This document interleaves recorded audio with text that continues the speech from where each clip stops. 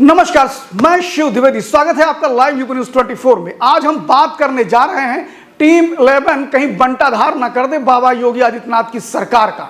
आपको बताने जा रहे हैं कि इस पूरी समीक्षा हम करने वाले हैं कि क्या अखिलेश यादव की लहर बड़ी तेज चल रही है, क्या समाजवादी पार्टी निचले लेवल पर सबसे लोकप्रिय दल के रूप में उभर रही है, क्या सपा और कांग्रेस का गठबंधन 2027 में और उपचुनाव में योगी आदित्यनाथ को तगड़ी चुनौती दे रहा है। इन सारे विषयों पर बात करेंगे, बने रहिए हमारे साथ। हम बात करते हैं अब योगी आदित्यनाथ की कार्यप्रणाली से कि आखिर हमने ये क्यों कहा कि अंदर ही अंदर करंट वेव चल रहा है समाजवादी पार्टी का, ऐसा लोगों का कहना है।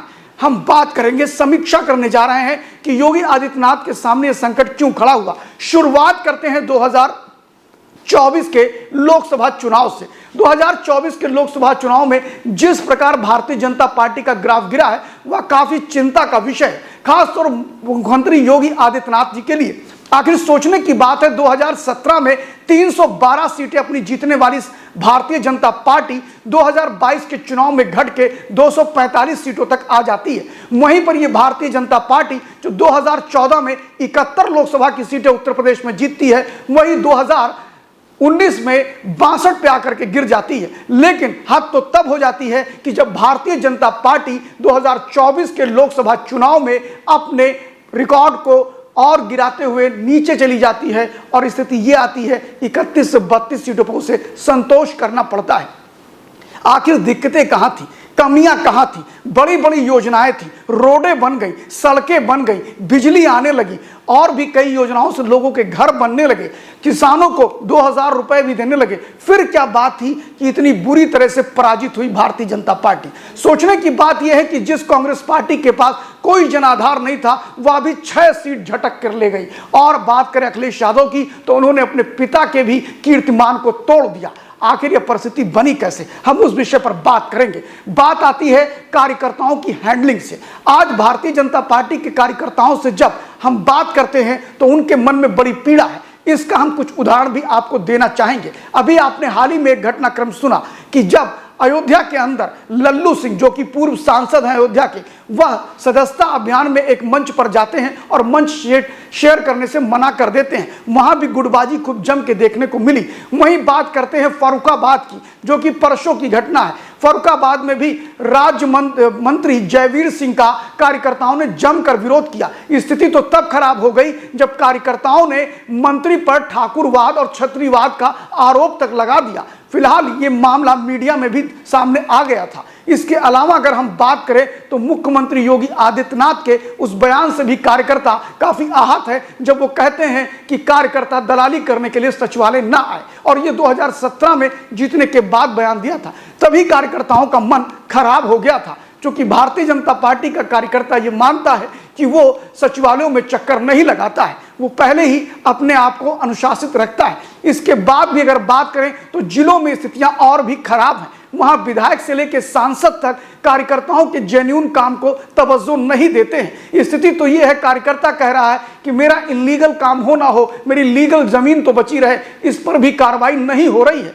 ये सब बातें ऊपर तक जाने के बाद भी कुछ भी नहीं हो रहा है। स्थिति यह है कि कोई परिवर्तन नीचे तक दिखाई नहीं पड़ता है। बड़ी बड़ी बातें नए प्रदेश अध्यक्ष से पुराने प्रदेश अध्यक्ष करते रहते हैं, मोदी से लेकर के योगी बड़ी बड़ी बातें करते रहते हैं, लेकिन कार्यकर्ताओं का कोई पुरसा हाल पूछने वाला नहीं है। स्थिति तो ये आ गई है कि भाजपा के कार्यकर्ता ये कहने लगे हैं कि आज भारतीय जनता पार्टी की सरकार में सबसे अधिक मलाई सपाई काट रहा है। ठेके से लेके पट्टे तक सब सफाई के ही पास है। उन्होंने तो ये कह दिया कि बाहर से आने वालों का दबदबा भाजपा में ज्यादा है और उन्हीं की बातें सुनी जाती हैं। और उससे ज्यादा तकलीफ ये है कि उनकी बातें ही नहीं सुनी जाती, उनकी दबंगई भी सरकार और संगठन दोनों जगह दिखाई पड़ती है। इसका एक नजारा मेरठ में देखने को मिला, जब भारतीय जनता पार्टी के कार्यकर्ता दुष्यंत और बाहर से आए एक भाजपा कार्यकर्ता प्रवीण के बीच में तू मैं और लात घूंसे तक चल गए। और ऐसी परिस्थिति में शिव कुमार राणा, जो कि जिला अध्यक्ष है, उन्होंने उसको कुल मिलाकर के संभालने का प्रयास किया। इससे एक चीज तो तय हो गई कि भारतीय जनता पार्टी के कार्यकर्ता बहुत असंतोष प्रकट कर रहे हैं। इस बार लोकसभा चुनाव में भी वो उतने सक्रिय अपने बूथों पर नहीं रहे जितने सक्रिय 2017, 2019, 2022 और में दिखाई पड़े थे, 2014 में दिखाई पड़े थे।